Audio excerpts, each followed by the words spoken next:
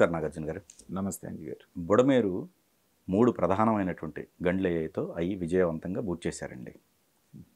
ఇక్కడ నిమ్మల రామానాయుడు గారు కావచ్చు, తర్వాత ఇక్కడ ఇంకొక పర్సను దేవినేని ఉమ్మగారండి. ఆయన పాపం టికెట్ లేదు, అయినప్పటికి కూడా ఈయనతో పాటు డే అండ్ నైట్ ఆడ పనిచేయటం అనేది ఎలా అనిపిస్తుంది మీకు? ఖచ్చితంగానండి. ఎందుకంటే రాష్ట్రానికి ఒక సుపరిపాలన అనేటువంటిది వచ్చింది అంటానికి ఇవన్నీ కూడా ఇండికేషన్స్ మనకు కనబడుతున్నాయి. ప్రకృతి విలయం ఏదైతే ఉందో దాన్ని ఎవరు ఆపటం అనేది ఎవరి చేతిలో లేదు. కానీ అది వచ్చినప్పుడు నష్ట నివారణ ఎంతవరకు చేశారు, ప్రాణ నష్టాన్ని ఎంతవరకు అరికట్టగలిగారు, ఆస్తి నష్టాన్ని ఎంతవరకు అరికట్టగలిగారు అనేటువంటి దాని మీదే ఆ ప్రభుత్వం యొక్క పనితీరు ఉంటుంది. గతంలో 2019 నుంచి 24 మధ్యన మంత్రుల పనితీరు మనం చూసాం. 90% మంత్రులు, వాళ్ళలో కూడా 90% వాళ్ళు చేసిన పని ఏంటంటే జగన్మోహన్ రెడ్డి గారిని ఆకాశానికి ఎత్తేసి పొగిడేయటం, చంద్రబాబు నాయుడు గారిని మిగతా వాళ్ళని నీచమైనటువంటి భాషతో తిట్టడం. 90% మంది 90% చేసినటువంటి పని ఇదే. మిగతా 10% అదుగో ఇదిగోని ఏదైనా చేశారేమో కానీ మిగతాది ఏమీ లేదు. కానీ ఇవాళ మంత్రివర్గాన్ని మొత్తాన్ని చూస్తూ ఉంటే ఎవరి పని ఏది చేయాలి అనేటువంటిది ట్రైన్డ్ సోల్జర్స్ లాగా వాళ్ళు చేస్తున్నటువంటి విధానం చూస్తే, పార్టీలు అనేటువంటి గ్లాసెస్ కొంతమంది కనుక తీసి పక్కన పెట్టి కనుక ఒక కామన్ మ్యాన్ లాగా ఆలోచిస్తే అద్భుతంగా అనిపిస్తుంది.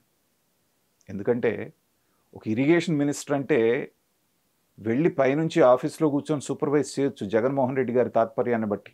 ఆయన చెప్పేది అదే కదా. ముఖ్యమంత్రి కానీ వీళ్ళు కానీ అసలు సంఘటనా స్థలానికి వెళ్ళకూడదు. వెళితే వాళ్ళందరికీ మనం ఆటంకపరిచినట్టు. జరిగిన తర్వాత వారం రోజులు బయటికి వెళ్ళాలి, వీళ్ళందరినీ కలెక్టర్ని పిలిచి ఈ వారం రోజులు ఈ పనులు చేయండి అని చెప్పాలి. వారం తర్వాత మనం వెళ్ళి పర్యవేక్షించాలి. అప్పుడు మన దగ్గరికి వచ్చి ఎవడు కూడా కంప్లైంట్ చేయకూడదు. ఇది ఆయన పాలనా విధానం. కానీ ట్రైన్డ్ సోల్జర్స్ లాంటి వాళ్ళు ఎలా పనిచేస్తారంటే, నిమ్మల రామానాయుడు గారి విషయం మనం మాట్లాడుకుంటున్నాం కాబట్టి ఆయన ట్రాక్ రికార్డు కూడా మనం చూడొచ్చు. కరోనా టైంలో కానివ్వండి, లేకపోతే అక్కడ పాలకొల్లు చుట్టుపక్కల ప్రాంతాల్లో వరదలు వచ్చినప్పుడు కానివ్వండి, ఆయన వెళ్ళి చేసినటువంటి సహాయం, సైకిల్ మీద అయితే సైకిల్ మీద, బైక్ మీద అయితే బైక్ మీద, అవసరమైతే గుండె లోతు నీళ్ళలో దిగి అవి నెత్తిన పెట్టుకొని మోసుకెళ్ళినటువంటిది. సో అతనికి ఉన్నటువంటి ట్రాక్ రికార్డుని చూసే చంద్రబాబు నాయుడు గారు అత్యంత కీలకమైనటువంటి నీటిపారుదల శాఖ ఇచ్చారు. మనం గతంలో 2014-19 మధ్యలో ఒక దేవినేని, ఇందాక మీరు అన్నట్టుగా దేవినేని ఉమ్మగారిని చూసాం. ఒక బృహత్తర కార్యక్రమం ఏదైతే పోలవరం అనేటువంటి మహాయజ్ఞాన్ని అతని చేతికి అప్పచెప్పారు చంద్రబాబు నాయుడు గారు.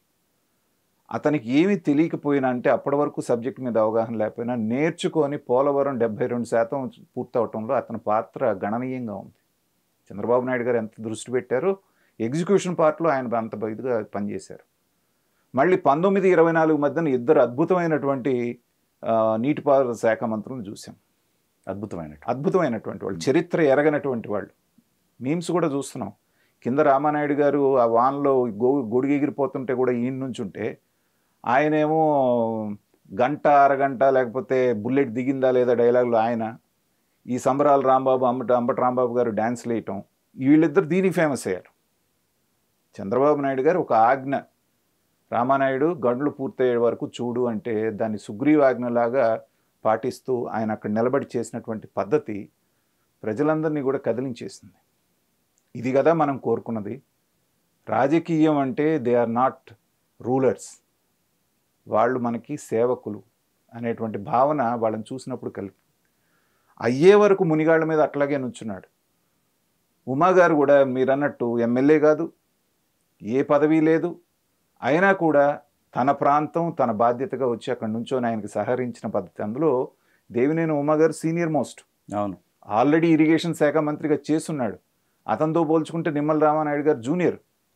ఆయన దగ్గరికి నేనేం లేదేంటి అనేటువంటి ఈగోకు పోకుండా తన సహకారాన్ని తను అందించి రికార్డు టైంలో ఈవెన్ ఆర్మీ వాళ్ళు కూడా వచ్చి మెచ్చుకున్నారు అనేటువంటిది చెప్తున్నారు. మరి వాళ్ళే ఆశ్చర్యపోయారు పూడ్చినటువంటి పద్ధతి అనేది. సో ఎవరితోటి పెద్దగా బయట నుంచి సహాయం తీసుకోకుండా ఉన్న టెక్నాలజీని ఉన్నటువంటి వాటిని వాడుకొని చేసినటువంటి పద్ధతి మాత్రం అద్భుతం. ఇది చరిత్రలో నిలిచిపోతుంది. తర్వాత ఈ జరిగినటువంటి విపత్తు మూలాన్ని ఏంటంటే దాని మీద ఖచ్చితంగా చంద్రబాబు నాయుడు గారు దృష్టి పెట్టి మళ్ళీ అదే బాధ్యత ఈ నిమ్మల రామానాయుడు గారికి అప్పజెప్పి కొండవీటి వాగుని గనక సమస్యని శాశ్వతంగా ఎలా అయితే పరిష్కారం చేశారో ఆ పంప్ హౌస్ కట్టి, అలాగే బుడమేరు అనేటువంటి దానికి కూడా శాశ్వత పరిష్కారం అనేటువంటిది నిమ్మల రామానాయుడు గారి ఆధ్వర్యంలోనే జరుగుతుందనేటువంటిది మనం ఆశిద్దాం.